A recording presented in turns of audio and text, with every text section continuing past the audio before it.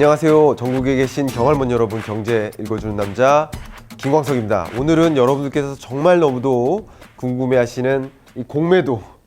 공매도는 도대체 무엇인가? 공매도는 정말 우리 개미들의 주식시장을 흔들어 버릴 것인가? 라는 질문에 대해서 궁극적인, 원천적인 그 기본적인 이해를 여러분께 전해드리고자 준비를 했습니다.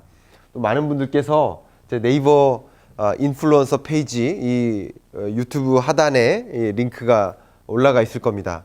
이 링크를 통해서 또 많은 분들이 이 주제로 좀 해달라고, 공매도가 재개된다고 하는데 도대체 공매도 무엇입니까? 어떤 영향이 있습니까? 주식하지 말아야 됩니까? 이런 어떤 질문들을 좀 많이 남겨주셔서 그 질문들에 대해서 반영하고자 오늘 이 내용을 준비를 했습니다. 역시 인플루언서 페이지에는 오늘 유튜브 영상도 같이 올려드리고, 올릴 때 이 보도자료 내용도 같이 올려드리도록 하겠습니다. 조금 더 디테일한 내용을 알고 싶으시다 그러면 이 보도자료를 또 한번 확인해 보셔도 좋을 것 같습니다. 공매도 관련해서 일부 개정 법령안을 입법을 예고를 하고, 그리고 이 공매도 관련 발표를 이미 했죠. 현재 코로나19로 한시적으로 공매도를 금지 조치하고 있는데, 이 금지 조치를 3월 15일 종료할 예정이다 라고 금융위가 발표를 했죠. 근데 그 발표에 대해서 여러 정치권에서는 공매도 금지 연장해라 라는 목소리를 내기도 하고, 불법 행위에 구멍이 많은 기울어진 운동장이다 라는 말씀도 또 하시고, 또 어떤 정치권에서는 역기능이 많이 있으니 역기능을 좀 해소한 다음에 재개할 필요가 있지 않느냐라는 이런 여러 정치권에서의 목소리도 상당하다라고 볼 수 있습니다. 이미 국민청원 게시판에도 공매도 재개하지 말아달라, 계속 꾸준히 금지해달라라는 그런 청원도 같이 담겨 있죠. 지금 제가 얼마나 지금 청원이 되고 있는지는 잘 모르겠지만, 그렇게 상당한 우리 언론과 대중들의 관심이 주목되고 있는 상황입니다. 자, 그러면 지금부터 정리를 해볼게요. 도대체 공매도란 무엇인가? 되게 어렵다고 느낄 수 있지만 어렵지 않다. 자, 공매도는 영어로는 short stock selling이라고 하는데, short stock selling은 왜 그런지 조금 이따 말씀드리고요. 오히려 공매도는 한자식으로 이해하는 게 좀 좋을 것 같아요. 여기서 공매도의 공은 그냥 비어있다, 아무것도 없다라는 그 공이죠. 그래서 없는 것을 판다라는 뜻입니다. 공매도, 없는데도 불구하고 뭔가를 판다 이거죠. 없는데 어떻게 팔아요? 빌려서 팔겠죠. 없는 것을 빌려서 판다. 그게 공매도입니다. 물론 주식시장에만 이게 가능한 것이 아니겠죠. 다만 주식시장에만 가능한 것이 아니니까 숏셀링이라고도 표현하는데, 특별히 주식시장에서 없는 주식을 빌려서 판다. 이게 숏 스탁셀링이 되겠다라는 걸 말씀드릴 텐데, 다시 한번 보겠습니다. 주식을 보유하고 있지 않은 상태이지만 주식을 빌려서 매도 주문을 건다. 이게 공매도라는 거예요. 조금 더 이따가 디테일하게 말씀드리겠습니다. 일단 기본적인 정의를 한번 공유하고 진행하도록 하겠습니다. 일단 주식을 보유하고 있지 않은데 빌려서 지금 당장 판다는 얘기는 주가가 떨어질 것을 예상하는 주체가 그럴 거 아니에요. 주가가 반드시 떨어질 거야 라고 예상하고 있는 그런 주체는 주가가 하락할 것으로 예상되고 그 종목의 주식을 일단 빌리는 거예요. 빌려서 판다. 그래서 판다니까 셀링이죠. 그런데 먼저 판 다음에 그 다음 실제 주가가 떨어져요. 떨어지면 그때 싼 값에 다시 사는 거죠. 그래서 되사들인다. 그래서 숏 커버링이라고 하죠. 숏 커버링. 그러니까 이 숏 셀링이 되는 거예요. 영어식 표현으로는. 그래서 빌린 주식을 그때 갚는 거죠. 그러니까 주식을 빌려서 팔고, 그 다음에 가격이 떨어졌을 때 사서 그때 그 주식을 갚는 방식인 거죠. 돈으로 갚는 게 아니라 물건으로 갚는 방식, 이렇게 생각하시면 좋겠습니다. 주로 아주 초단기 매매, 그래서 숏이라는 표현이 있는 거죠. 초단기 매매 차익을 노리는데 사용되는 기법이고, 주식시장이 하락할 것으로 단언할 때, 확실히 주식시장이 조정될 거야 라고 큰 믿음이 있을 때 이런 것들이 활용되는 것이다. 투자 전략 기법 중에 하나다라는 것을 강조했습니다. 그럼 지금부터 좀 쉽게 설명을 좀 드려볼게요. 공매도란 무엇인가? 먼저 그냥 주식이 아니더라도, 주식이라고 하면 괜히 더 복잡하니까, 주식이 아니더라도 마찬가지예요. 이 사람이 내가 공매도를 하려고 하는데 나는 지금 물건이 없어요. 물건이 없으니까 빌려요. 일단 빌려요. 빌린 다음에 그 빌린 물건을 팔아요. 빌린 물건을 팔아요. 그럼 나중에 돈을 갚는 게 아니라 나중에 이 가격이 떨어지고 났을 때, 이 물건 가격이 떨어지고 났을 때 그 물건을 다시 갚는 거죠. 이해가시죠? 그러면 팔았을 때의 가격과, 그죠? 지금 당장 팔았을 때의 가격과 떨어졌을 때 살 때의 가격에 차익값이 있으니까 차익거래가 발생하는 거죠. 그러니까 주식 하락에 투자한다. 이게 공매도라고 볼 수 있겠습니다. 자, 그러면 좀 그 원리를 한번 보도록 하겠습니다. 이제 이미 이해가 가셨을 것 같은데 다시 한번 그 이해를 다잡는다는 느낌으로 한번 우리 주린이 여러분들 또 경할문 여러분들 이 부분 한번 보시면 좋을 것 같습니다. 자, 공매도 투자 원리는 투자자가 어떤 특정 주가의 현재가가 2만 원이에요. 이제 떨어질 것 같아? 떨어질 것 같다고 느껴요. 감지를 해요. 그러면 100주를 빌려서 지금 파는 거예요. 그러면 한 주당 100원이었어. 2만 원짜리였으니까 2만 원짜리를 100개 빌려서 파는 거예요. 그럼 200만 원의 현금이 지금 들어오겠죠. 그러면 실제 3일 후 가격이 떨어져요. 15,000원으로 떨어져요. 그럼 이때 15,000원에 주식 100주를 또 사면 되잖아요. 그죠? 15,000원에 100주를 살 때 150만 원 들죠. 그러면 이 얼마큼 차익이 생겨요? 50만 원 시세 차익이 생기죠. 그러니까 주식 하락장에 투자하는 방식이 공매도라는 것이죠. 그런데 이따가 더 자세히 말씀드리겠지만 우리나라에선 특히 우리나라가 더 그렇습니다. 특히 공매도는 기관 투자자들의 것이다 라고 말씀드릴 수 있어요. 그러니까 기관 투자자들의 경우에는 어떻게 공매도 하는지 궁금하시지 않습니까? 그런 것들을 이제 뭐 비슷합니다만 다시 한번 설명드리겠습니다. 예탁결제원이 있어요. 예탁결제원은 대차 중개기관이에요. 브로커예요, 브로커. 그래서 증권사 B가 증권사 A로부터 그들이 갖고 있는 증권을 대여해요. 여기서 중개해 주니까 대여를 하고 결제를 하겠죠. 그 다음에 이 A 종목 1000주를 대차 계약을 체결하면 B가 갖고 있는 증권이 되겠죠. 빌린 거예요. 빌려서 A 종목을 1000주를 거래소에서 매도하는 방식이다. 이해가셨죠? 근데 1000원에 매도를 했단 말이에요. 현재. 근데 향후 주가가 하락해서 이게 700원이 됐어요. 미래에. 내일 모레 700원이 됐어요. 그럼 300원만큼 이익이 발생하는 것이죠. 근데 만에 하나 주가가 반대로 상승했다. 그러면 주식을 주식으로 갚으려니까 당연히 1000원보다 주가가 상승하면 손실이 발생하겠죠. 이게 일반적인 공매도의 원리다. 이제 다 이해하셨을 거라고 생각이 됩니다. 이게 공매도인 것이다. 자, 그러면 이 공매도가 주식시장에 어떤 영향을 미칠까? 많은 분들이 참 궁금해하세요.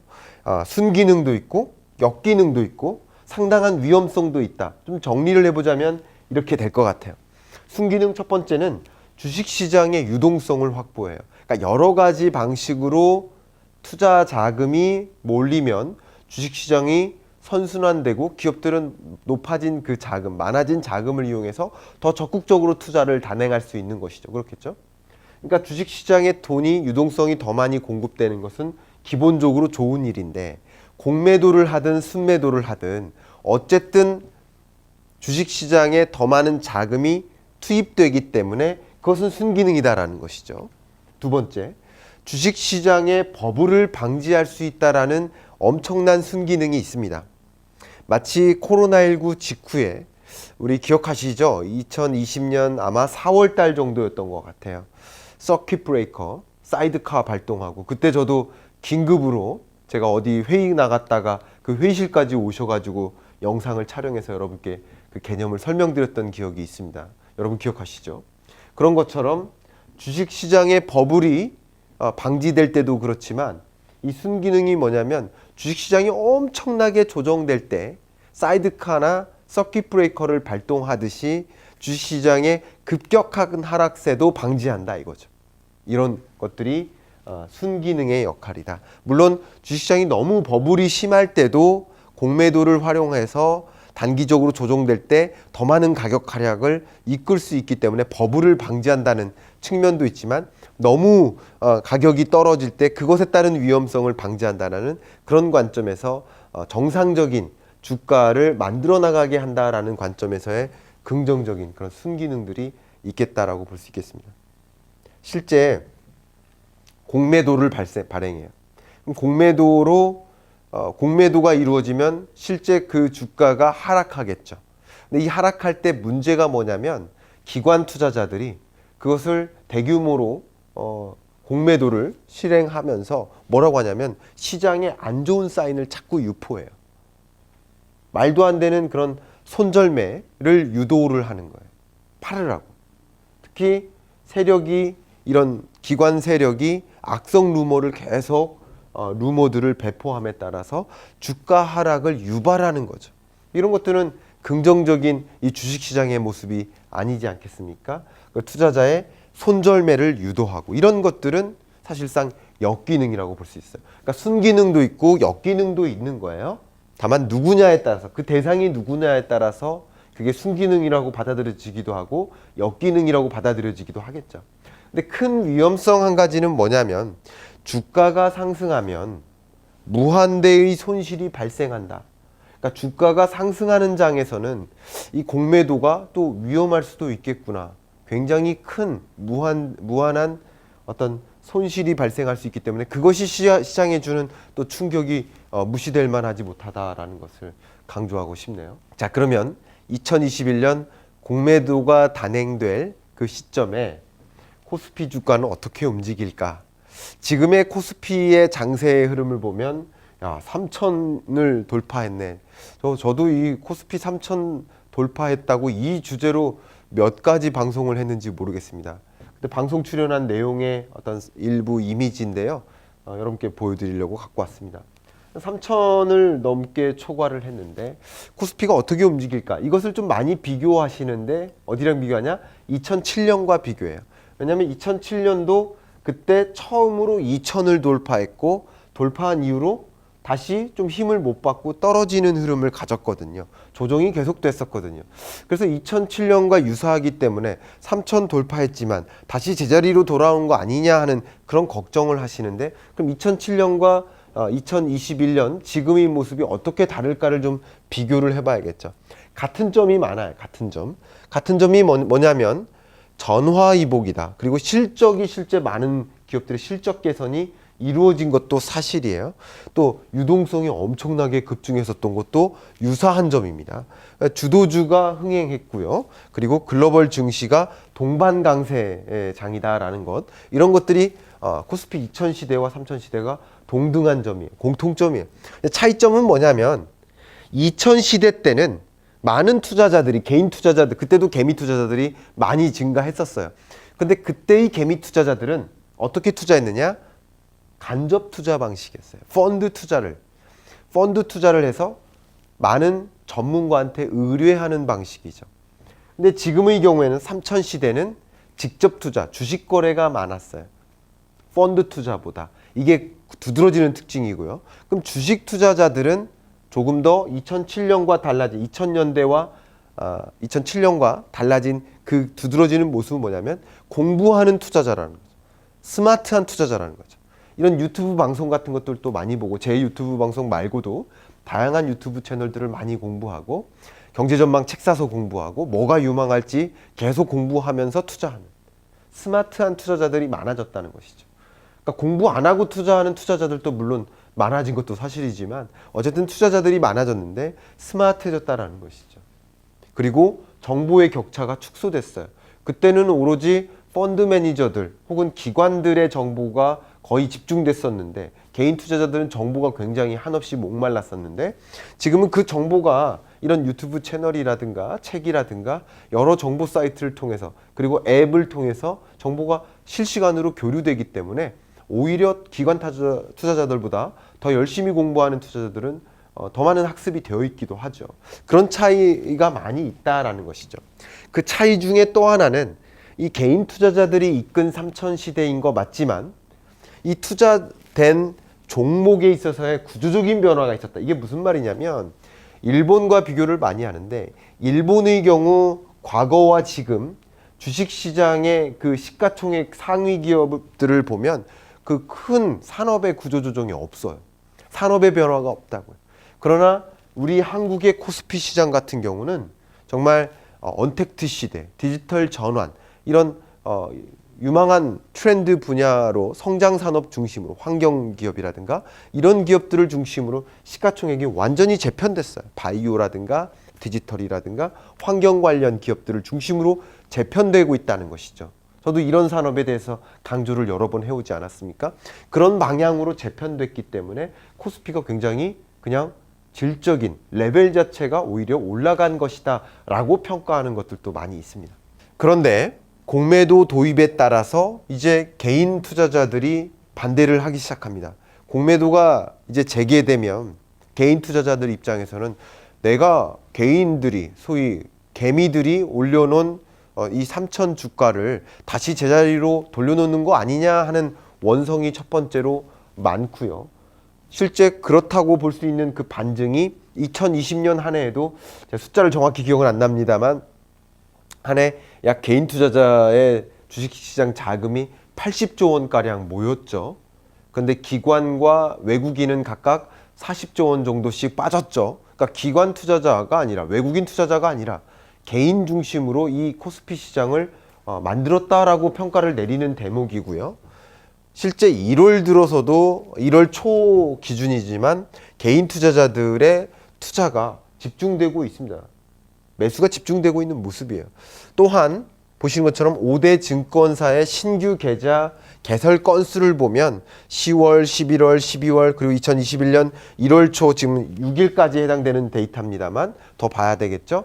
이게 지속적으로 늘어나는 이런 현상들을 보면 개인이 이끈 투자라는 것이죠. 근데 이런 과정에서 공매도가 도입되면 또 주식 하락장을 만드는 거 아니냐 하는 걱정이 많기 때문에 그리고 많은 투자자들이 이미 주식 투자를 단행했기 때문에 펀드야 펀드에 가입을 하고 펀드 하기 싫어하면 빼면 그만이지만 주식 투자에 관심을 보이고 공부하기 시작한 더 스마터한 투자자들은 계속 주식 투자를 하고 싶죠. 그리고 많은 투자자들의 경우 특히 대학생들이라든가 사회초년생들 이 부동산 투자할 만한 여력이 없으니까 지난주 여러분께 말씀드렸죠. 자산 가치는 이렇게 높게 형성되고 소득의 증가 속도는 둔화되는데 나는 투자하지 않고 가만히 있을 수가 없는 거죠. 그러니까 주식 투자에 대한 열기는 계속 지속될 것이라고 보고 있습니다.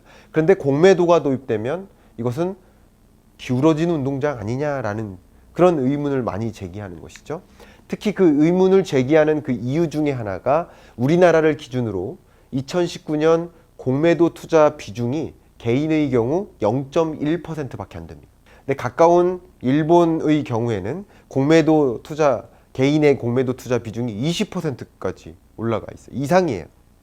그런 것들 보면 개인의 경우에는 공매도 할 수 있는 수단이라든가 증권사가 그렇게 많지도 않고요. 더 어렵고요. 그리고 정보의 격차가 있기 때문에 이 공매도라는 전략을 단행하기에 불리함이 또 있고요. 이런 관점에서 오히려 계속 상승할 것 같던 코스피 시장 이미 3천까지 끌어올렸던 이 주식시장을 내리는 역할을 하는 거 아니냐 하는 의문 때문에 그런 관점에서 이 공매도에 반대하고 있는 그런 모습이다라고 말씀드릴 수 있을 것 같습니다.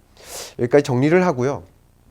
다만 공매도라는 것이 도입되면 조정되고 공매도라는 것이 또 금지되면 다시 상승하고 이런 법칙은 사실상 없다.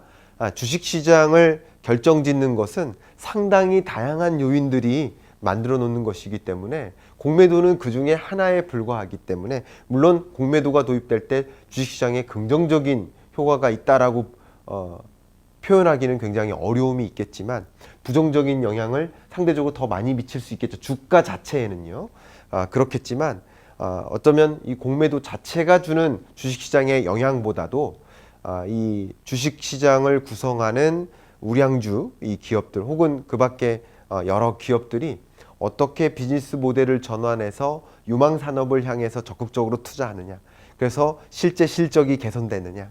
실제 세계 시장에서 우리나라 기업들이 얼만큼 시장 점유율을 차지해 나가느냐, 어떤 산업이 유망하느냐, 이런 변화 자체가 이 코스피를 결정할 것이다. 그래서 제가 늘상 강조하는 말씀, 늘상 드리는 말씀, 변화에 투자하라. 우리가 늘상 그 변화를 그리고 그 변화 속에서 어떤 유망한 산업과 유망한 기업들이 있을지를 들여다보면서 투자하셨으면 좋겠다. 공매도 그 자체가 주식시장을 중대하게 결정짓지 않을 가능성이 더 높다라는 것을 말씀드리면서 이번 주 경제 읽어주는 남자 마무리하겠습니다. 감사합니다.